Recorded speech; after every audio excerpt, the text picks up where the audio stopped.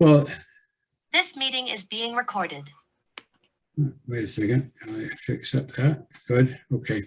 All right. Well, anyway, as you can see from the screen, I'm Michael Waring. I'm a pretty active member of Edina Indivisible, and I've been moderating these for a number of sessions now. And thanks, Dan, very much for joining us. The primary objective for us is to get a feel for you as, and one of the questions that we'll come to relates to being at the doors in your district. But we'd like to start off with the first of our questions. Well, first of all, to clarify, we know that you are now in 48, Senate candidate for SD 48, but your background and experience in elections was in 47 before the redistricting. So we're clear on that. Okay. So what is it in your life experiences that has led you to seek public office? We'd like to know where it was along the way that you suddenly said, this is something I really need to do. I wasn't all that politically active. I mean, I always voted. That was a religion, to go to the ballot box. But I really started sitting up and taking notice in 2016 with the rise of Trump and Trumpism in general. Gave some serious thought to running in 2018. Was a delegate convention in 2016 and 2018. And in 2020 made the decision to run on a number of issues. One of them being just what was going on nationally, and the sort of growing swell of nationalism that we saw. But also, I'm a psychologist, so I was really concerned around healthcare and healthcare affordability issues. And I spent a lot of time in 2020 saying, we have healthcare, we have problems in our healthcare system that need to be fixed. And then COVID showed up and really underscored how serious both the problems were and the disparities in the healthcare system, as we saw, many more people from the BIPOC community dying from COVID than in white community. It just was like, as we saw people who are in poverty or who had other challenges really struggling more with COVID than those who had wealth and so that kind of spurred me on even further. I had decided, to be honest, after 2020 not to run again. I gave my family veto power. My 10-year-old daughter, well, then 9, said no. So I said, okay.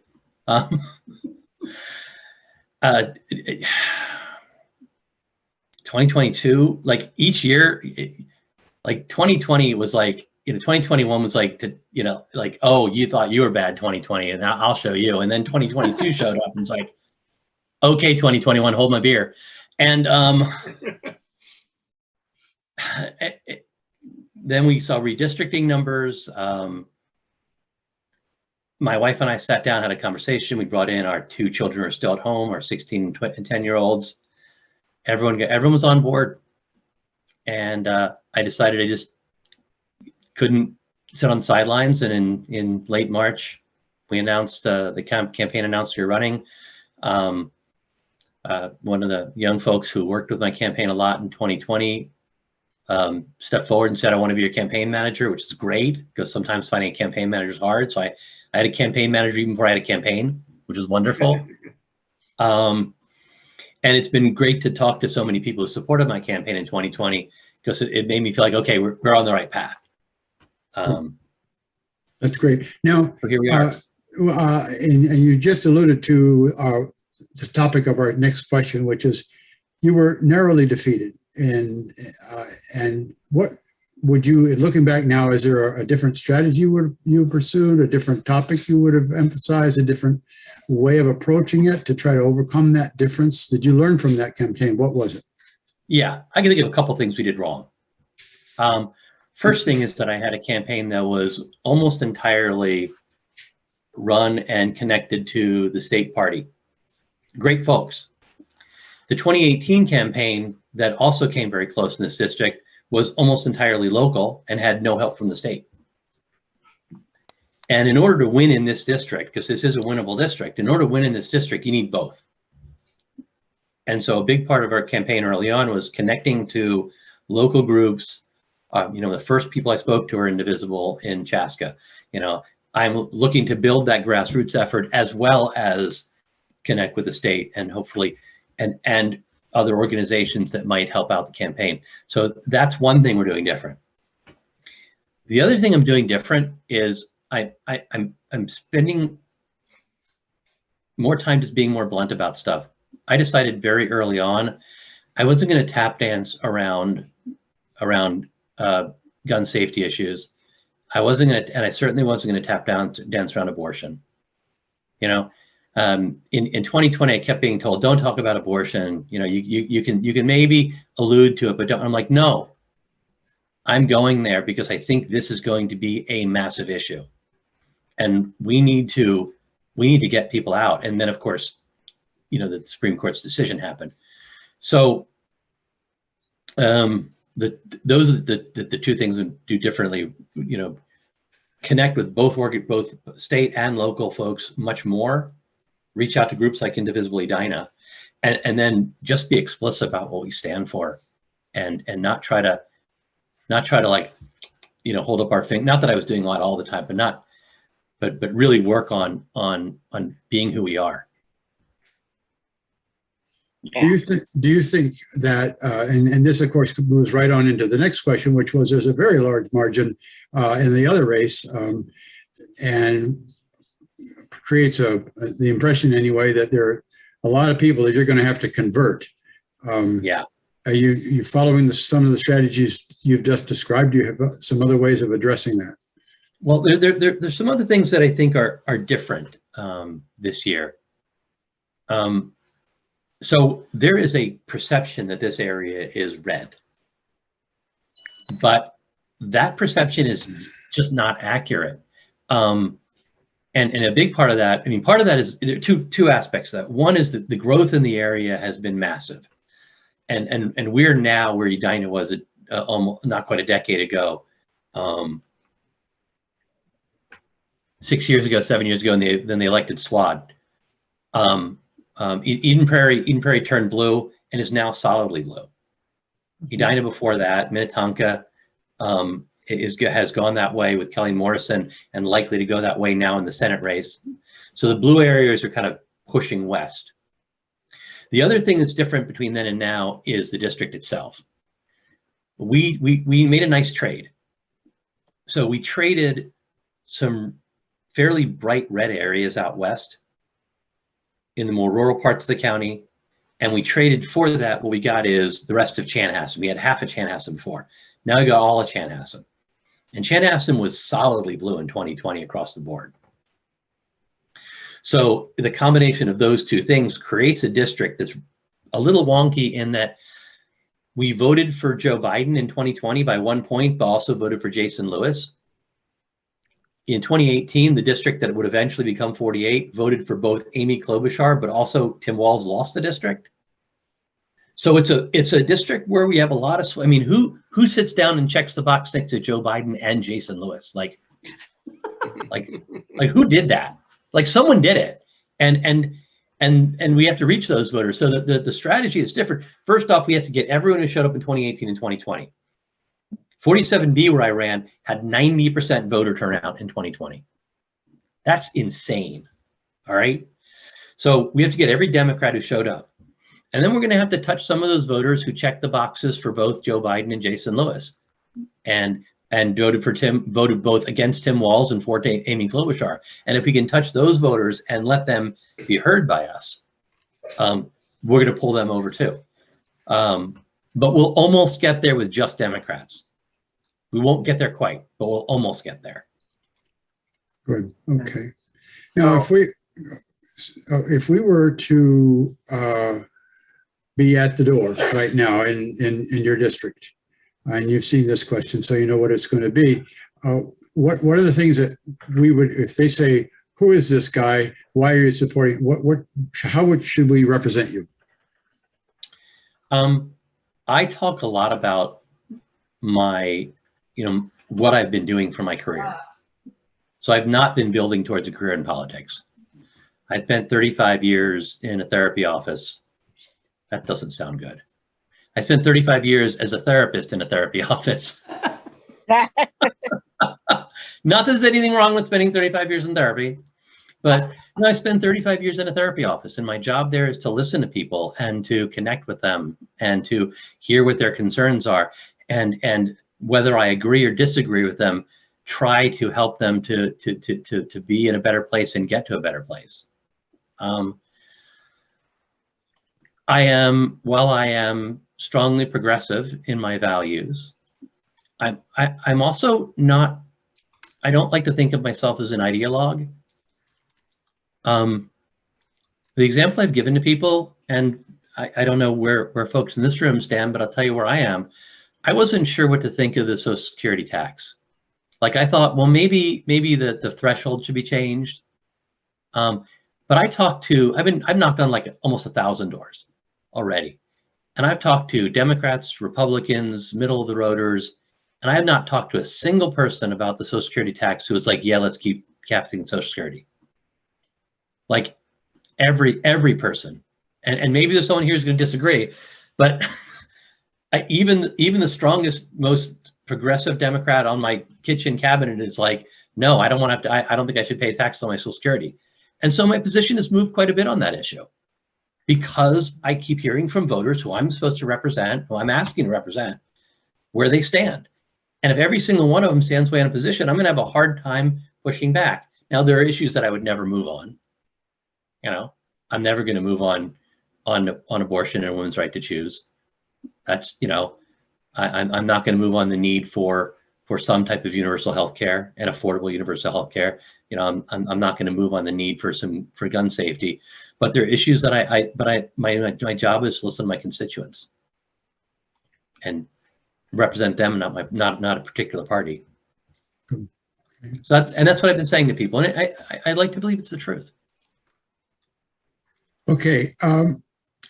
Next question, and there's some more specifics about this a little bit later on. Just imagine that you were asked by the leadership to present the first bill in the upcoming session. What would that be? How would you, what would you write a bill for, and how it would be, what would be the content? Right now, the very first bill I would present, I would answer this question, by the way, differently a month ago. But I would want to co-sponsor the PRO Act, guaranteeing women bodily autonomy in Minnesota, making it so that no one could bring a text. Like they're proposing. They've already proposed laws in Minnesota, like Texas's abortion ban, including some laws proposed by my opponent. And that'd be the first thing I'd want to put in right off the bat. Okay, good. Somewhat related and to some of the topics we've already discussed, we have the prospect in this state of becoming what some people have termed an island. And that certainly needs to be addressed, I think, at the legislative level. What are some of the strategies you think that the party should take to protect our status, but also create the wherewithal to support people who are coming here for these purposes? I think Governor Walz took a great first step the other day when he signed an executive order that Minnesota wouldn't cooperate with states who are seeking to extradite or gather information on Minnesotans who are helping, who are going to help women to come to Minnesota or stay in Minnesota.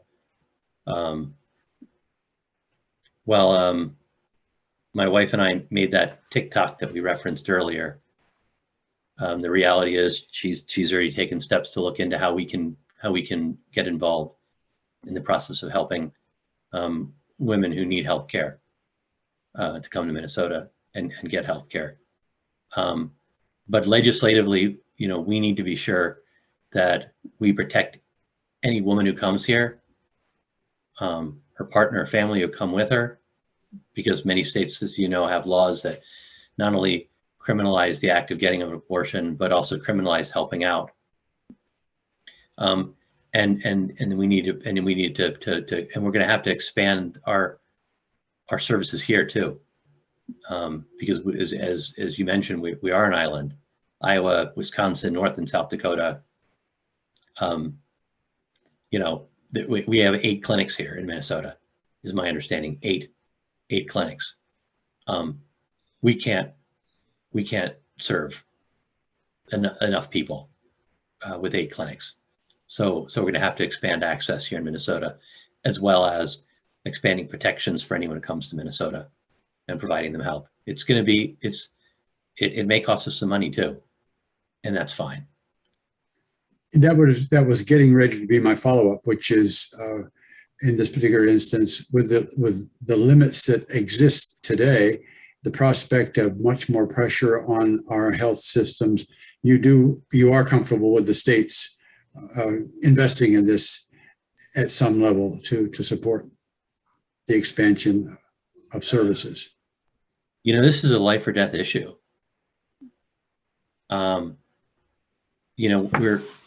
We're talking about people who are living in situations where, I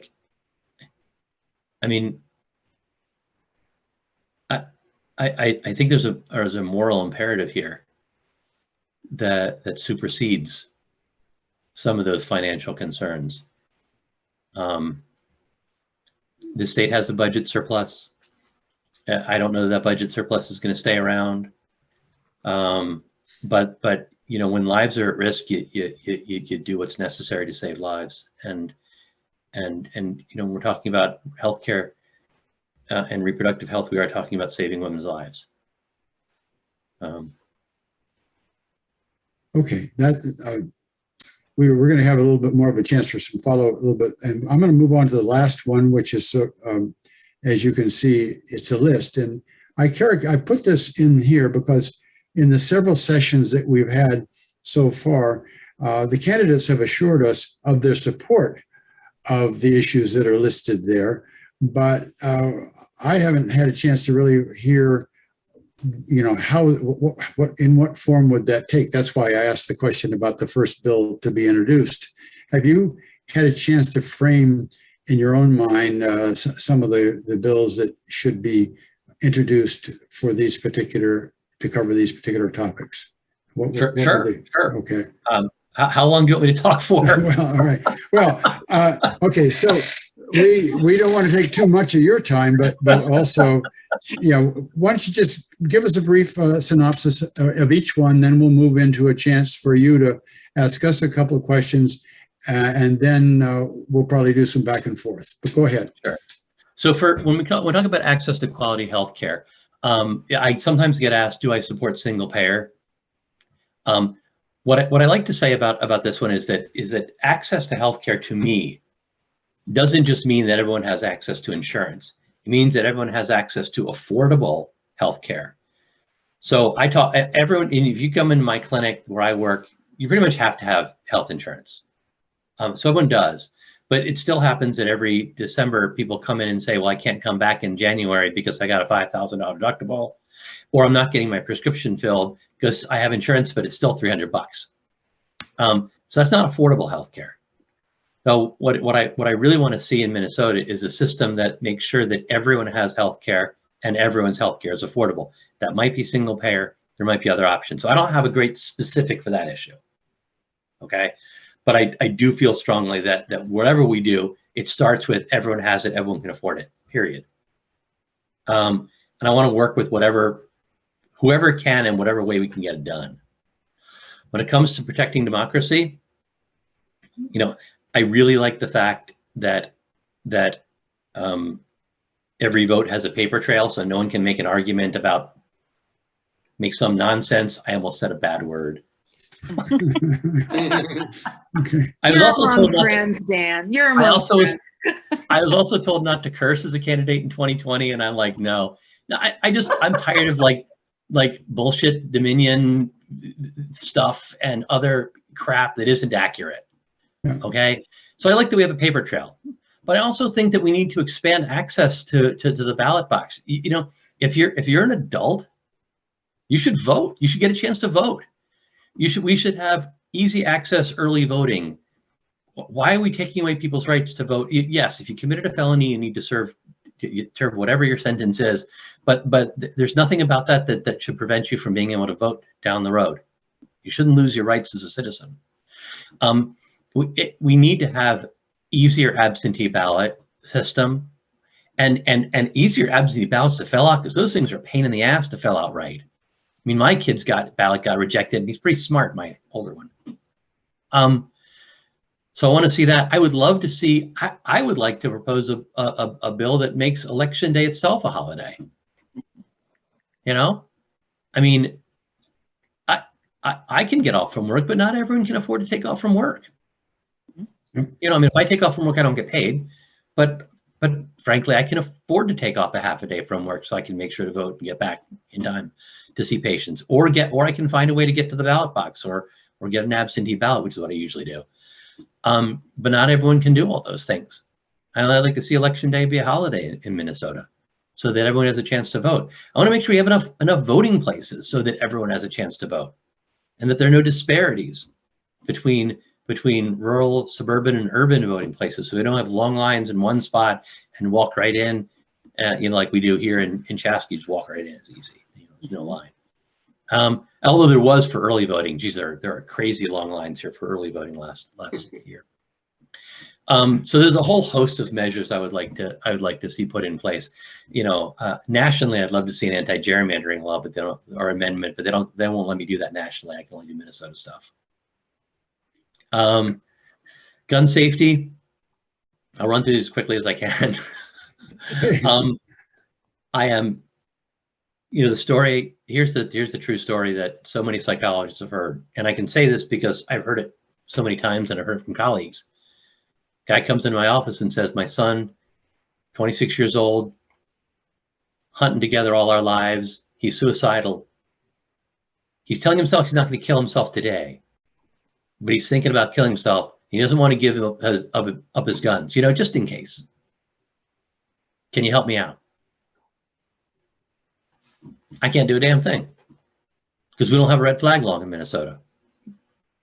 So I'd like to see red flag laws, universal background checks put in place, close all the loopholes in the universal background check laws. My neighbor, who I like, great guy, can look at his house right here. I saw him sell one of his hunting rifles out of the back of his car the other day, about a month ago. He wasn't committing any crime. Dude drove up, gave him some money, gave him the gun, perfectly legal. He had there's no rule that has to do a background check. Yeah, and I think that's a loophole that needs to be closed.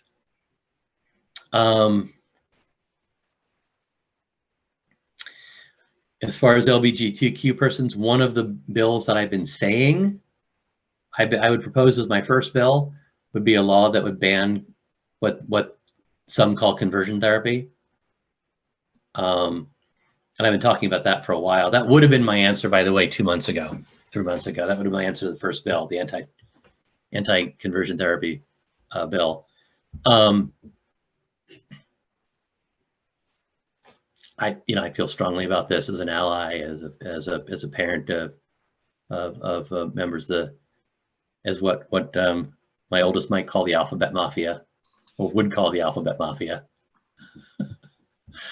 And you know, this is an issue about which I feel really strongly, and it's one of those culture war issues that the Republican Party has been using to try to, like, I mean, my opponent last time around put forward the bill to keep trans kids out of sports. Like, we're going to spend how much money to put a bill out there to protect this great state of Minnesota from like one guy. I think that, you know, I think there are like 4 trans kids participating in sports, and one of them is a trans man, or trans woman rather, excuse me. So, like, I mean, this is sort of nonsense I'd like to see go away, and really have some protections out there that make sure that LGBTQ folks, I mean, as much as we can to keep discrimination out.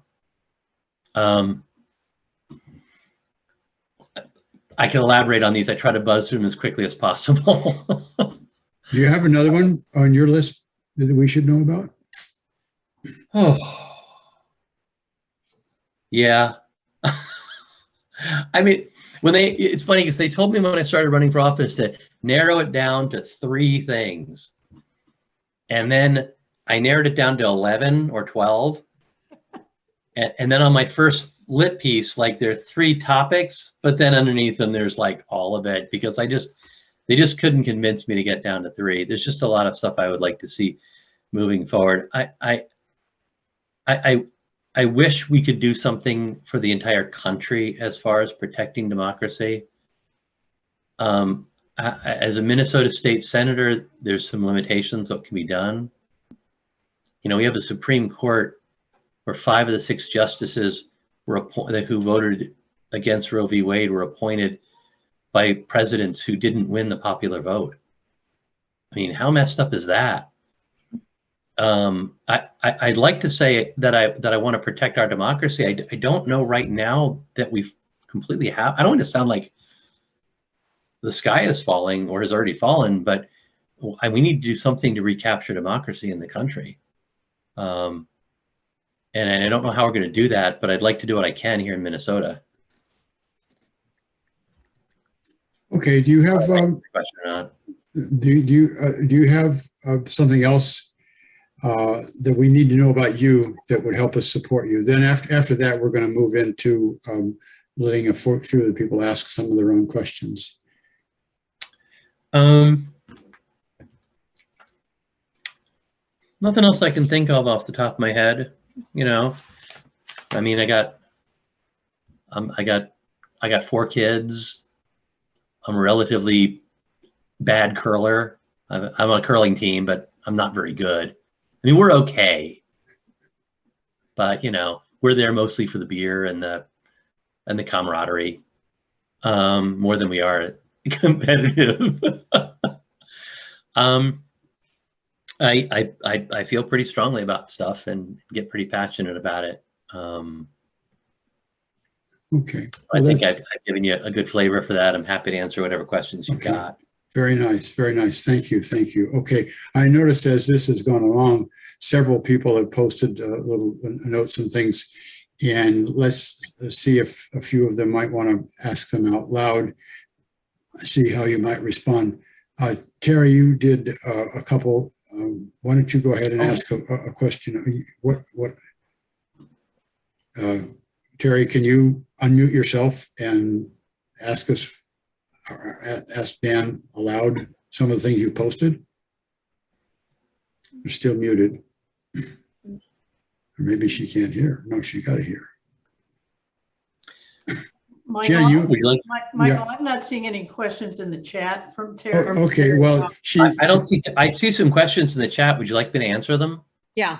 Okay, that's good. No, I just had seen some things posted on the screen as this is going along, and I was keeping track of that. So no, go ahead, go to the chat. Go to the chat, Dan.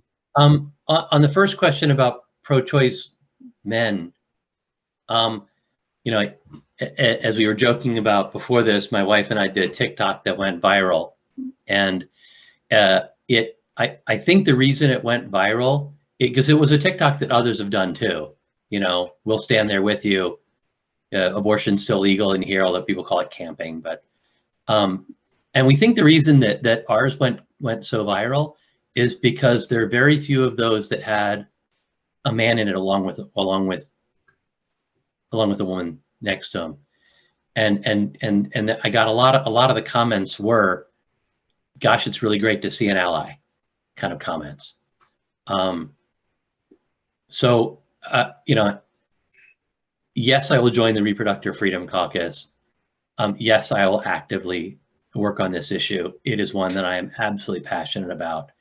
When people ask me this question at the door, I don't know where it's going to go, because people always ask, where do you stand on Roe v. Wade, or where do you stand on this? And my answer is always the same, which is, I'm a 57-year-old man. I don't have any right to tell my wife or my daughters what to do with their bodies. And neither does any politician in St. Paul or Washington, D.C. Regardless of where I stand on it. It wouldn't matter where I stood on it. It's none of my business what they do with their bodies. And I feel very passionately about that. And that's the answer I give. And sometimes they say, that's great. And sometimes they say, well, I'm never going to vote for you. And I'm like, all right, have a nice day. Because, that's my answer to that question. Great. Okay. Next one's from Carolyn. I see. You see that one. Yeah. The first place I'd like to see, in addition to mental health providers, is in our schools. One of the things that the pandemic has taught us, I still see probably 90% of my patients online. I'm in the clinic 2 days a week, and I'm in my home in this exact space three days a week. But even when I'm in clinic, 4 to 5 people I'm seeing by video, even the folks who live right around the corner. It's just more convenient. And what that means as far as getting providers video, that's helpful. But with kids, what I hear from I only see grownups. I got 4 kids of my own.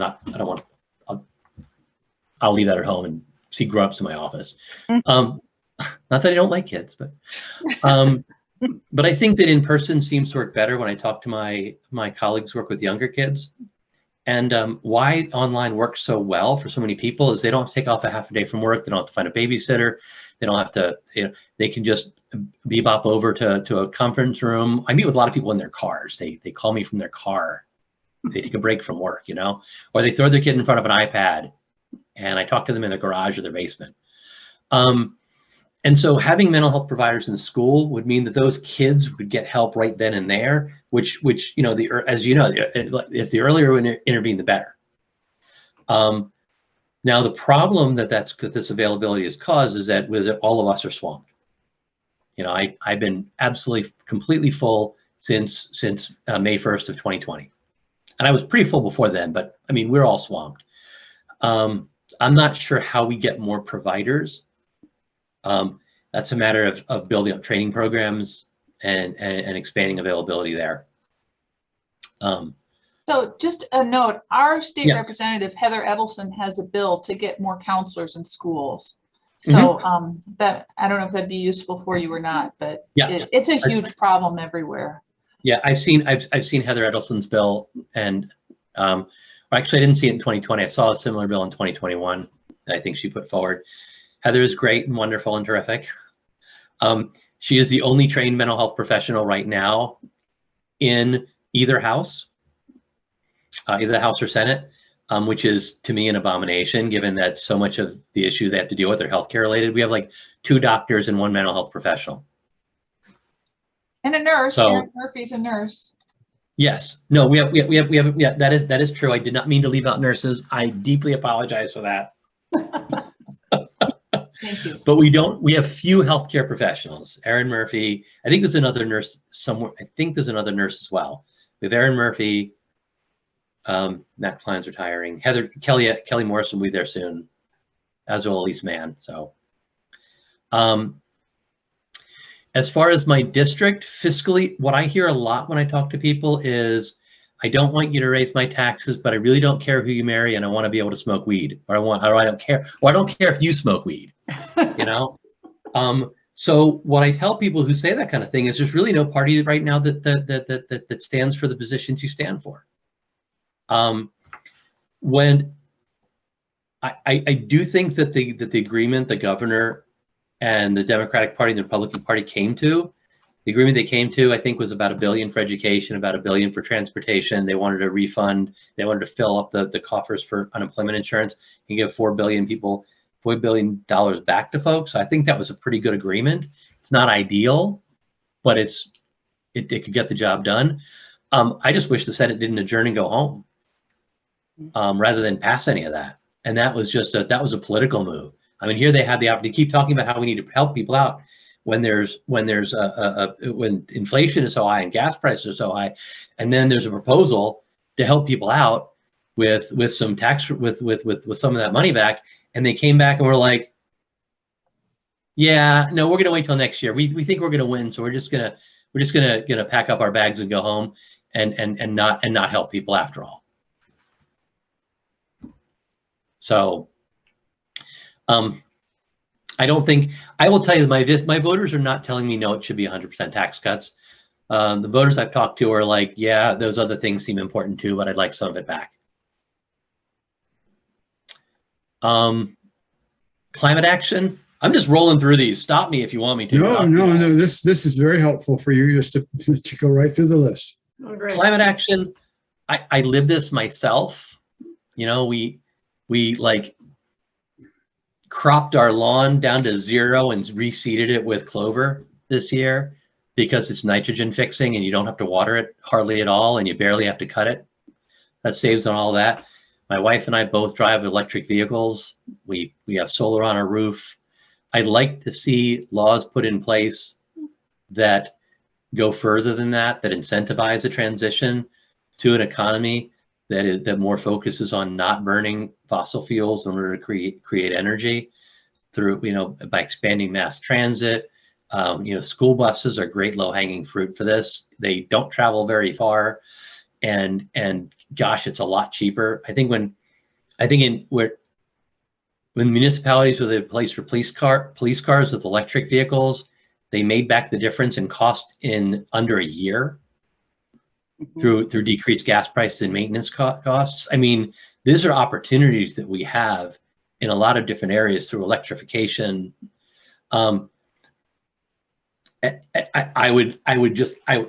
We have opportunities here, and sort of the fossil fuel industry supported Republican Party has been busily, throwing out all sorts of nonsense lies to try to tell people that this is bad for the economy and bad for the environment and doesn't work. And the reality is it's good for the economy because green jobs are right here. We're not sending money out of the state for fossil fuels. We're not burning dinosaurs here. And all of this stuff is good for Minnesota. The only one it's bad for, it's good for Minnesota. It's good for the environment. It's good for the economy. The only thing it's bad for is the fossil fuel industry. And they don't support me, and I don't want their support. So, right. Rolling on. I have on my website or on my Facebook page, there's a link to the parade. You can sign up there. And I believe that we have that there. So if you go to Facebook/Kessler for Senator / however that works, click on that link and you can sign up to register for the parade, to march in the parade. Happy to have you there. We might be running, I don't know if we have enough t-shirts because I didn't order quite enough. And I just tried to get another order and the guy was like, we're backed up forever. So, but I have rally signs. My color is a kind of a dark blue. That's great. Come out, march. If you wear green, that's terrific too, because that's the color that the women's rights movement has been adopting and the abortion rights movement is adopting. So green is terrific as well. My colleague Lucy Ream is running her stuff's all purple. So green, blue, or purple is great, but we're happy to give you rally signs. Love to have you join us in the parade. Recreational marijuana. This is an unqualified yes. It's in my literature. This is the other thing they told me not to talk about in 2020. But you know what? In general, people folks know that even like in Colorado, 80% of people or 70% of people are happy about legalization, even though 20% of people regularly use. Because they recognize that all the things that oh my God, dogs and cats living together, it's going to be an abomination. None of that stuff happened. Right. I mean, what happened in Colorado and California and Oregon and Washington and everywhere else they legalized weed is like fewer opiate prescriptions were written. Fewer people died you can't kill yourself with marijuana unless you literally you have to have like a bowl of Wheaties. You have to eat it like that in order to kill yourself with it. I think there have been 0 marijuana deaths by overdose in the last 10 years. It's an incredibly safe drug. It is not a gateway drug. That's a bunch of nonsense. It creates more than alcohol. Yeah. Oh, no one. I always say people don't get high and get into a fight.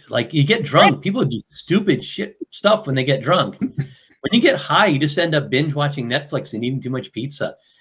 But I talk to lots of folks who use marijuana. are fun and have really recreationally the same way that a lot of folks come home and have a drink at the end of the night. And this is not a problem for most people. Yeah, there are people who have a problem. Fewer, by the way, I think, than people have problems with alcohol when we start talking about using it. Mm-hmm. And certainly the social impacts are, when I talk to people whose wife or husband is a pothead or stoner versus someone whose wife or husband is an alcoholic, I'll tell you, probably 100% of people whose spouses are alcoholics would rather have their partner be a bit of a stoner. They'd rather than probably not do either, but right. I just don't see the impact that I'm worried about. So how do I feel? I think I've made my position on recreational marijuana pretty clear. Good, Dan, I've got, I talked to you earlier, and I thought you just had a brilliant answer to the question about inflation and gas prices. Yeah. I said it's probably going to be a big deal for this cycle. And how would you answer that? And you had a great answer. And I will say this is the number, when I ask people at the door, what is your issue, until the Roe v. Wade decision came out, and then the positions changed. But when I ask people, what is your biggest issue? And also my universe of voters I'm trying to reach are persuadable voters, people who don't vote as much, middle of the roaders, because those are the folks we have to target to move. All right, so that's my universe that I'm talking to almost entirely when I door knock. Number one answer to that question is I'm worried about inflation and gas prices. Because what I like to say about Chaska folks is that people here tend to be comfortably in debt. They like to live closer to where they worked in the city, but they can buy a house out here and be comfortable, but they're not like, they're worried that if their costs go up, it's going to be a problem. So what I tell them is that as a state senator, there really isn't anything I can do about inflation or gas prices. And there's nothing my opponent can do, who's a current state senator, about inflation and gas prices. What we can do is look at that surplus and give people some help, put a little more money in people's pockets in order to help them out with inflation and gas prices.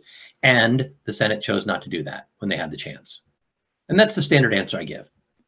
And it's one that resonates with folks. And it's one that you kind of you'll go, okay, when you're talking to someone when you lose them. So that one doesn't lose people. Okay, good. I think I realize, Bill, that you've got a 2-point, but it's advice for the candidate more than a request for an answer to a question. Would that be correct? Yeah, pretty much. Although what Dan just said about, am I muted or are you hearing me? We can hear you. Yep. Okay. What Dan, you just said about, persuading the persuadable voters, I guess I would agree with that too. I was thinking more about, guns and abortion as being issues where probably not a lot of persuading is going to be happening on those issues. So that's why I was saying, it sounds to me, at least towards October, November timeframe, maybe late September, I think the emphasis is going to be getting out the vote. And I don't know what your campaign strategy is on that, but that would be my thought. And in between now and then, persuading the persuadables on these other issues that are not so dug in probably is a great thing to do. And I did resonate a lot with your story. I was leading off on the gun safety issue by saying you're tired of feeling helpless as a therapist. A therapist is a person who always wants to help people. And then here's an area where you feel helpless. And this is why you're in favor of the red flag laws. I thought that was a very powerful thing. So yeah, no, let's see at the parade. And that's the truth about a lot of this stuff. I got tired of feeling powerless about a number of things. Yeah. And in order to change this stuff, you got to go where they make the rules up, and they do that over in St. Paul. So yep. Now, as far as getting out the vote, you're absolutely right. I think that these issues of gun safety and abortion are going to get out a lot of the vote. And this is an area that votes very heavily, even in off years. I think our turnout in 2018 was like 80%. But we are going to have to hit those persuadable voters. And what I've been doing with them is listening. Yeah. I talked to a woman Sunday Saturday. And she said, I'm very pro-life and I'm really happy about the decision yesterday. And I went, okay. She said, and I work helping people out. Like I work in the insurance industry, helping people to find insurance who are in dire need. And I'm really struggling helping people to find insurance that's affordable for them. And I said, okay. And we talked for a while and I heard her and at the end of our conversation now, I'll admit I didn't underscore my position on Roe to her, but I heard her out and I talked to her about her position on affordable health care, and I talked about my position on affordable health care. And before I walked away from her door, she said, well, I want you to know I'm voting for you. Very nice. Very This nice. November. Now, Yeah. I wonder whether or not I was entirely honest with her, since I didn't tell her that I was fervently and vigorously pro-choice, but I did find our points of agreement and underscored those. Right. And I may have forgotten to give her a piece of literature. Well, if I get involved in introducing you to anyone, I will introduce you as a professional listener, Yeah. which you are. Certainly, yep. Fair. Okay. Well, I think this has been a very, very helpful session, certainly for someone in my particular situation where the prospect of going up to, which I've done some door knocking, but I'm definitely going to be doing some more and doing it in your district with what I've learned this evening is going to be a whole lot less stressful than it would have been before we started tonight. So Excellent. thank you. Thank Thank you very much for And your that's time. what we need out here most of all. I mean, the two things we need most of all out here are the two things that pretty much every candidate in a tight race needs. I have to reach voters. I've got to make them know that I heard them. Yeah. And that's going to require people and time.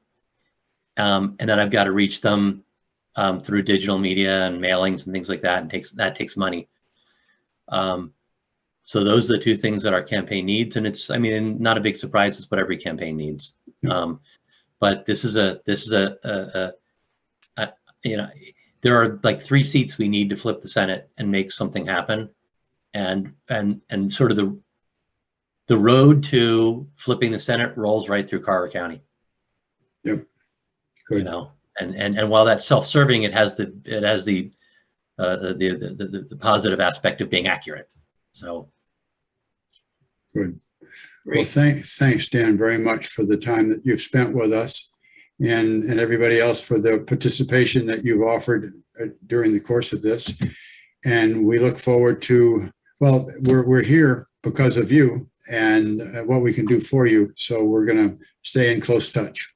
I Thank want you. to say just one more thing. This is sort of off the tracks. You know, when they banned abortion back in 1890, it was fairly simple. Abortion was a fairly simple, you know, you ban abortion. But now what we're talking about is IVF, in vitro fertilization.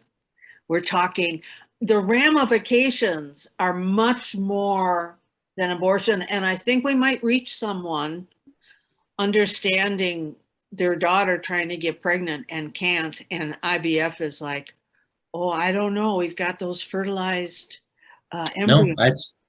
No, and there are people who have fertilized eggs or embryos who are taking steps to move those embryos out of state, and IVF doctors who are very scared about what's going to happen because you know, at the end of IVF, those embryos are sometimes implanted as donors, but sometimes they are discarded. Mm-hmm. And if you do that right now in some states, you may be considered a felon and spend the rest of your life in prison. And that's